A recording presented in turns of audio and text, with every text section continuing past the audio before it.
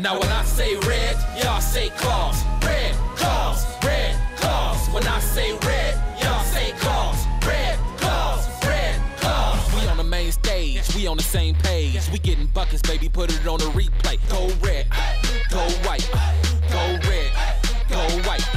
Now when I say red, y'all say claws. Red claws, red claws. When I say red, y'all say claws. Red claws, red claws.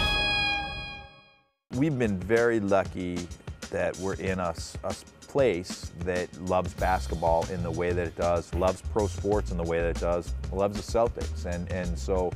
And I think that we've done our best, and I think a good job to really integrate ourselves into the community, provide good value to people, provide a place where people want to come and have a good time and kind of all the things that we're talking about. The reason we all love Portland and love Maine is because of the Sea Dogs, because of the Red Claws. We always looked at it as we wanted to be part of the community, something in the community to make the community better, and I think we've succeeded at that. Coming together behind this whole organization, it was more about having an impact in this community and more importantly, an impact amongst kids. And so what we've been able to do over the last 6 years, I'd love to say it was all us, but it's this community all together. You know, the one thing that I've really enjoyed working with the Maine Red Claws, and I put emphasis on the Maine Red Claws, is that we're greater than the greater Portland area. We represent the entire state. And so how our brand has been embraced from day one is a tremendous accolade towards the community and the community at large. When you say we use that word community, we use it for the entire state because literally from Presque Isle all the way down to Kittery and even points further north. I know we have fans up there that enjoy our presence within the state, and so we've been very fortunate to have a community that embraces this brand in the way in which they see us as a viable entity here. And you know, as I continue to move forward in my leadership role, I want to continue to deepen that connection. It seems like just yesterday, but the Maine Red Claws are now in their 7th season. Maine burst onto the NBA D-League scene in 2009 to immediate success. The Red Claws started by selling out every game in the inaugural season, and the fan base has never slowed down. From day one, the Red Claws have been a proud affiliate of the Boston Celtics, moving to a 1-to-1 affiliation in 2012. Over the years, big names have put on the Red Claws uniform, from Avery Bradley in 2010 to Marcus Smart and James Young last year. Reaching the NBA is a dream of every player in the D-League. Over the years, the Red Claws have seen 15 players get the call, earning a Gatorade call-up to the NBA.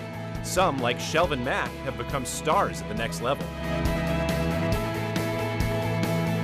3 seasons ago, the Red Claws reached the playoffs for the first time in franchise history. Despite being the number 8 seed and heavy underdogs, the Red Claws nearly pulled out 2 upsets, but in the end fell to Rio Grande Valley. Last season saw the Red Claws' first true successful campaign on the court. Under D-League Coach of the Year Scott Morrison, Maine finished with 35 wins, tied for the best record in the league. The Red Claws were led by Tim Frazier, League MVP and Rookie of the Year. The Red Claws reached the playoffs for the 2nd time and hope to go even farther this season. Since 2009, the Red Claws have strived to become a part of the Maine community, people that are rabid basketball fans. As part of our 7th season, the Red Claws are celebrating all things basketball in the state of Maine. From Fort Kent to Kittery, Maine is a basketball state, and the Maine Red Claws are thrilled to be a part of your community. Thank you, Crustacean Nation, and we'll see you at the Expo.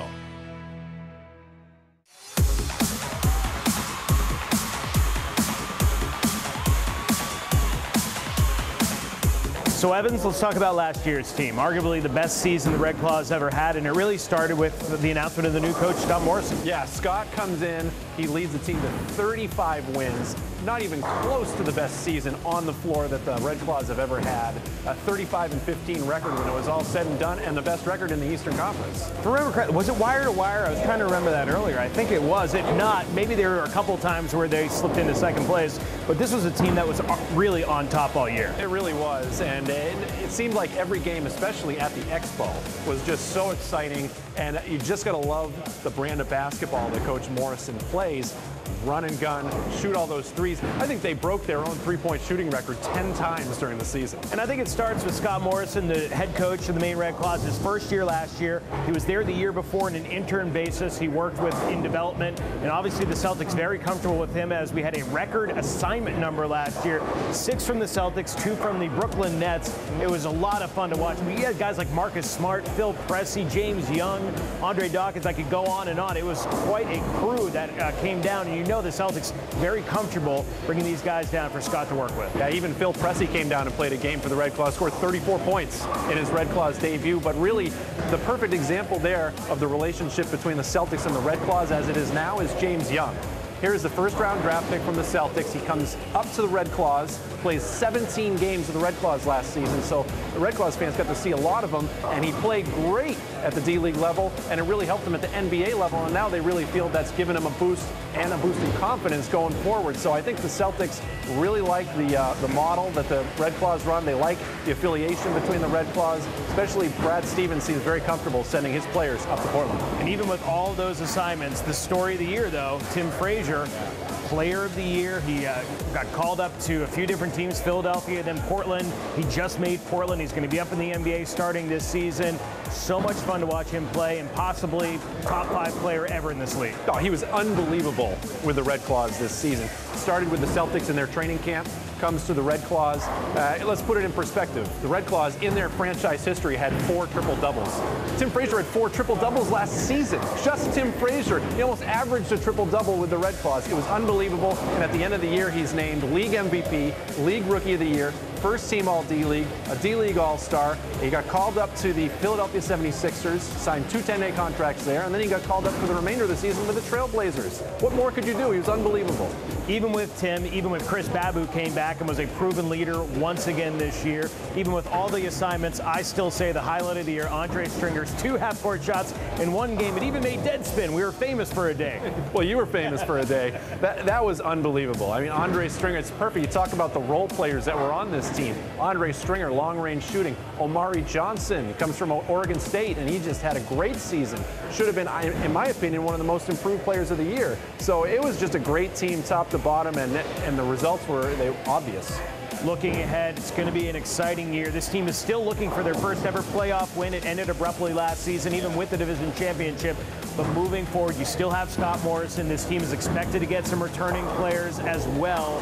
2015, 2016, really building to be quite a year here. I would expect to see several familiar faces on the Red Claws this season, and I agree. Last season was a great success. They're going to jump off from that with Coach Morrison leading the charge.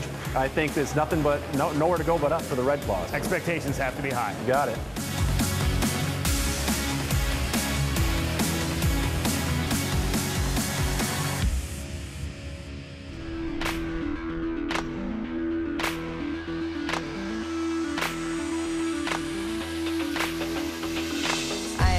Love dancing, and so I tried out the first year. Actually didn't end up doing it the first year that I tried out because I was still in college, but I tried out again the next year and I got on the team. I am a 6th grade math teacher at Bonnie Eagle. They teach you a dance the first day, and you just have to really learn it and make sure that you have got it down. And then the next you go back and perform it and show that you can really perform it and do it well. The games when it's very close at the end and you don't really know what's going to happen, and we're always in the corners doing the hot 20s, so it's kind of hard to see, but like we often have to get the crowd going, and those are the best ones. Don't miss out on all the Maine Red Claws action this season. Tickets are now on sale at MaineRedClaws.com, but they won't last. Come see the Celtics of tomorrow as they fire up the crowd with high-flying dunks, long-range three-pointers, and driving energy like you have never experienced. Sit right on top of the action in the Expo's brand new seats. And don't forget to give Crusher a high five when you see him. Head to MaineRedClaws.com now to purchase your tickets. Go Red Claws! I think really with the Select-A-Seat event, it was great for our fans to get a chance to see the seats, right? I mean, that's the thing, you know, as much as you talk about new seats, new bleachers here at the Expo, everything being new, until you see it, you really don't know what you're talking about. I mean, you get that sense to want to. Exactly. It was, in essence, it was our open house because people heard about us investing in these new seats 6 months ago. And so it was our way of really showcasing, no different than when you look to buy a car or furniture, you want to try it out. And so it was our way of allowing the general public to come in and get a first glance at what has been done here. One of the biggest things about the seating is that, you know, we paid for it. So the Red Claws paid for it. It was a project for us. It was a $360,000 project, which we don't take lightly. You know, it's a lot of money. But Portland has been great to us. The city of Portland has been great to work with, and we are committed to our community in this building. And we decided that, look, we're not going to do one of these things where we come in and we put in new seats and we say, oh, by the way, everybody's paying $5 more for, you know, $10 more, $20 more for a ticket. The prices will remain the same for this year. I mean, we came in and we paid for it. The Red Claws paid for it ourselves, and it's nice that it benefits, you know, right. when people are watching a Portland High game here this year too, they'll have a comfortable seat, and hopefully they think of us and say, hey, you know, we'll go to a Red Claws game sometime, support those guys. When Dewan reached out and told me about the program, and certainly there have been significant changes, as you see, around the building, and want to support our team and Bill Ryan and the organization. It's certainly a good time to also engage our fans. One of the things I've enjoyed this past season, but I'll certainly do a lot of it this year, is getting out in market and talking to not only our players, coaches, and teams, but also our fans and other relevant audiences who touch our product to really understand kind of their experience and what we can do to be better. And so I'm looking forward to that opportunity today. Over the last 6 years, 7 years going into this season, there's upwards of $850,000 put into this building, this facility, and we are the primary tenant. We're only here 24 days of the year. It's a great way to give back to this community at large, and we see this as a viable entity to continue to serve the community in a way in which they're using a building that's somewhat a focal point throughout the year for other events. So it's a great way to show that commitment. And I think people appreciate it. We've gotten a lot of positive comments throughout that day where people are saying, whoa, yeah, this does make a big difference. I love the new seats, nice backs, they're comfortable. You get your own space. It's beautiful. From the new floors to the new seats, it looks like a brand new building. It's awesome. I know, you know, there's been a couple other events that have already been held here at the Expo, and I think people really have appreciated the seats already. So it's a great thing for the Expo, a great thing for us, obviously, as our season gets going here soon.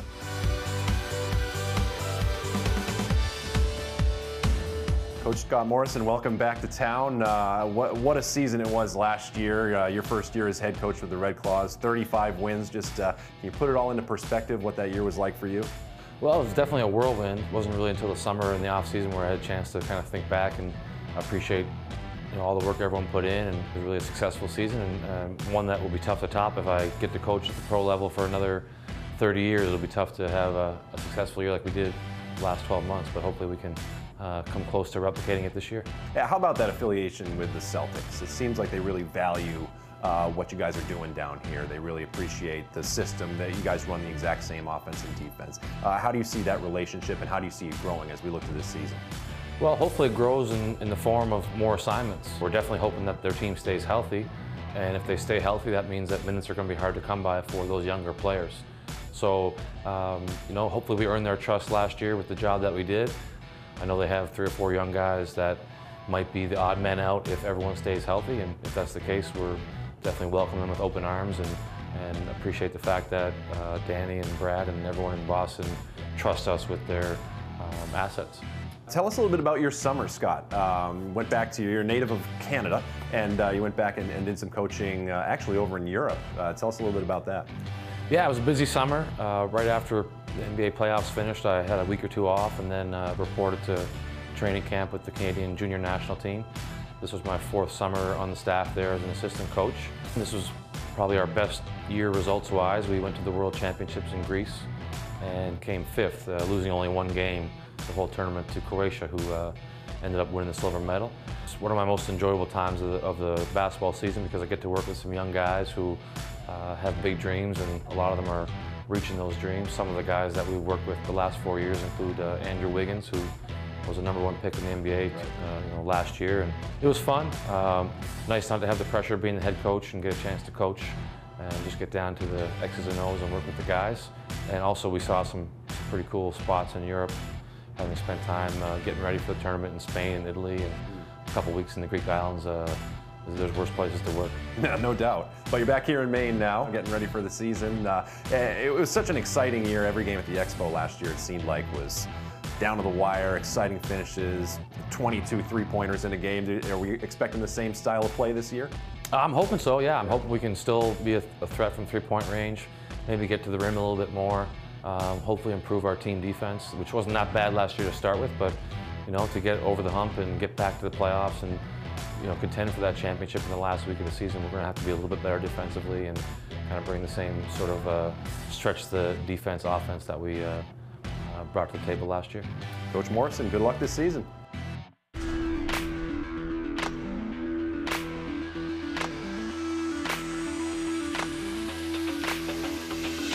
I've met 2 of my best friends on the dance team, and we're really close now. And like all the girls, we all get along really, really well.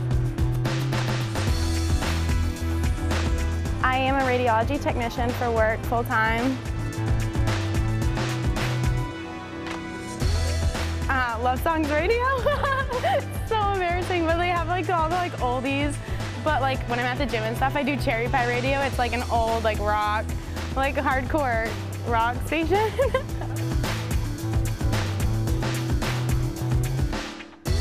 When it's like a full crowd, that's like when we are our best, because you see everyone's eyes on you, and it gets the adrenaline rushing, and it's honestly the best feeling in the world. I love it. Once again, talking about the community, you will see those individuals that have been here from day one. We love seeing that payback to them take place, and they've been very loyal to our team, and I know they will continue to be loyal to our team, and we just hope that as we continue to move forward, we'll continue to gain fans, come around our brand and support us.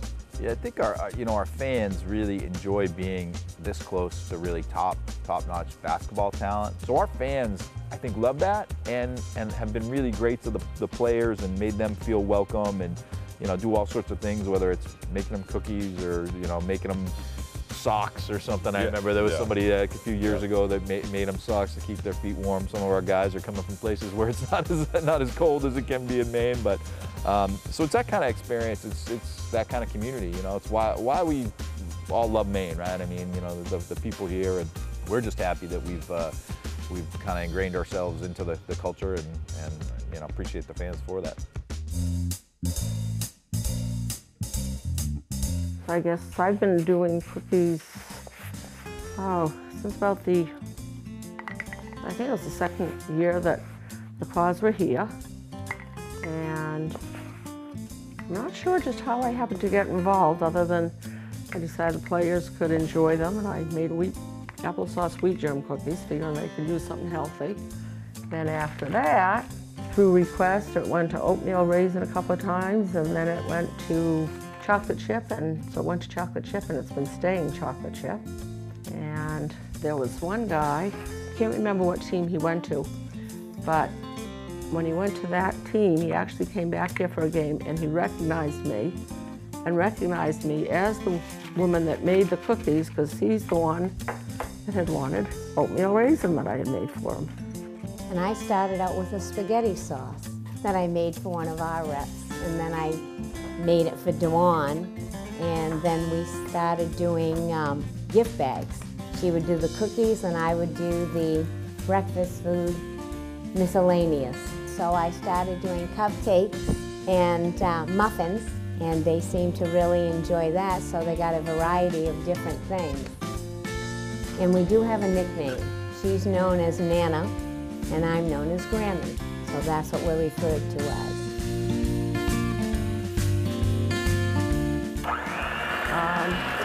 Basically, half of it goes down usually with Pam to the players for after the game. The rest goes to the front office staff, of which DeJuan gets his hands in there fairly quickly. But what we also do is for the meets and greets, We have a bag for each player. Their name is on the bag. And I try to make it per the player, try to figure out what their favorite food is. When I bring cookies to the game, generally I make 3 of these batches each game that I take them to. They're very appreciative, but they also like to eat. Well, they burn off a lot of their energy. They burn off a lot of the calories. And Scott gets right out there with them, and they work hard during practices. Scott Marson knows and recognizes us up there. He knows we're watching him. And when he's on the basketball court, he is all business. He's good though. Definitely good. We have our season tickets. Steve and I have been season ticket holders from day one. And I have gotten to deliver the ball and things of that sort. So we've been pretty involved for quite a few years. They were a couple of rows behind us. We were a couple of rows behind, but. And then this year they decided to go side by side. We've had the same tickets. K, section 3, row K, seats 1 and 2 for 6 years, 7 years now. Some of the different things that have happened as season tickets, Steve and I don't miss very many games. We've actually missed 2 so far, one for a funeral and one for a wedding that was out of state. And we can remember times of great deal of interest.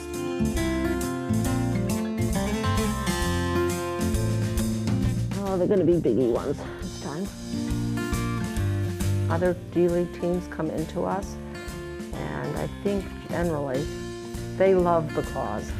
They don't like to have to play them, but they think that the fan base here with the Claws is about the best in the league.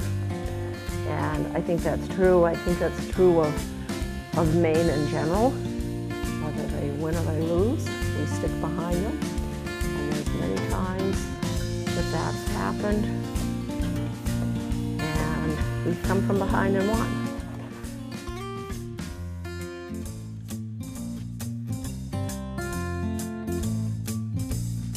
Well, you'll have to try one. Oh yes, I plan on it.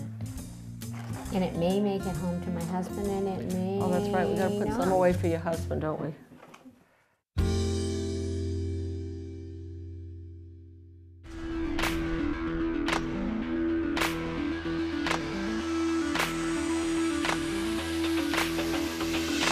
I've been cheering and dancing since I was about 7, so it's kind of always been something. It's always either been for basketball or hockey. I work as a manager for a greenhouse in Pownell. So I was actually at work. I had to leave to go to the tryout, and then I went back to work, and I think I got a call within a few hours after that, and I think I cried like after I got off the phone with them. We usually go to like dinners or maybe like a night out after a game or something to like celebrate the win. The other Crystal. Being weird themselves down in the locker room, like you're just always laughing. We're all big sports fans here at Unum, like, you know, a lot of our community. And when we heard that the Red Claws were coming to town, we were intrigued by it because we knew it was going to be something new and something that kids would really enjoy. Our 3 pillars of giving are public education, health and wellness, and arts and culture. So it did make sense, you know, to come on board as a partner of theirs.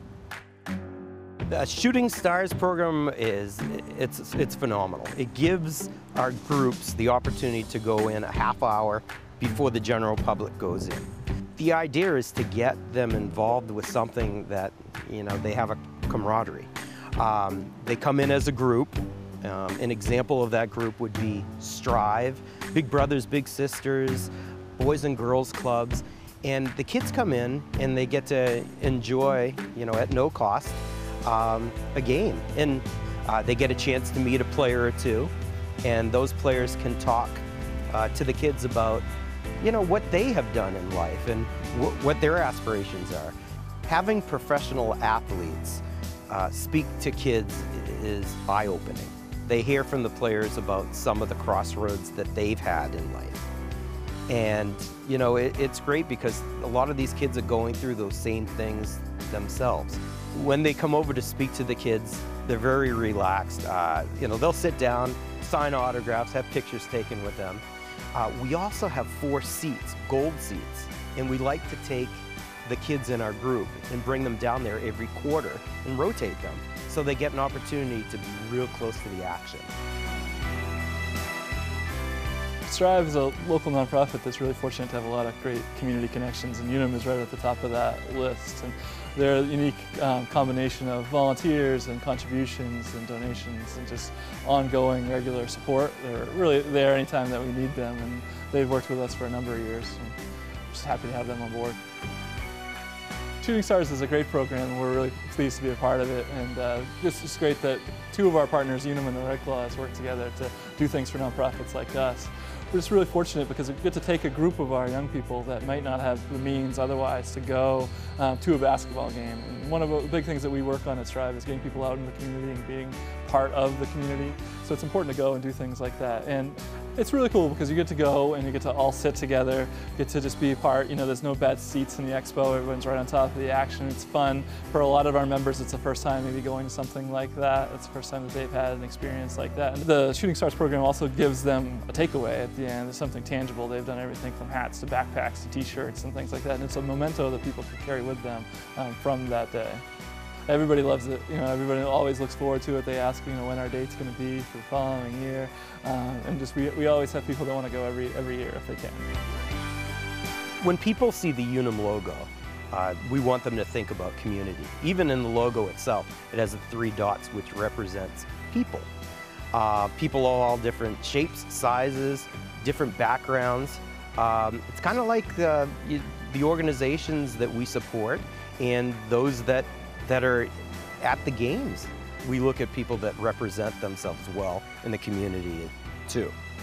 And I think that the Red Claws do a great job at that. The way they behave on the court, the way they behave in the community, their work ethic, that's all really important. It's a lot of things that Unum strives to do as well. And I think that's why the partnership just became pretty seamless from the beginning.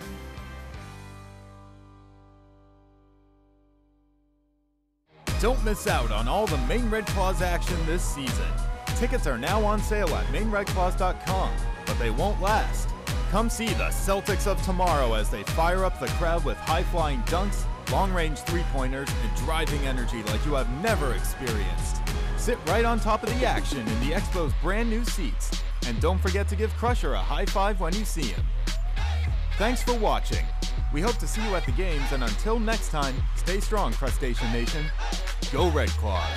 The best fans in the league standing ovation. Clap, clap, bravo. Shout out to Crustacean Nation. Defeating any teams we be facing. We the best, man, face it. So go red, go white, go red, go white. Now when I say red, y'all say claws. Red.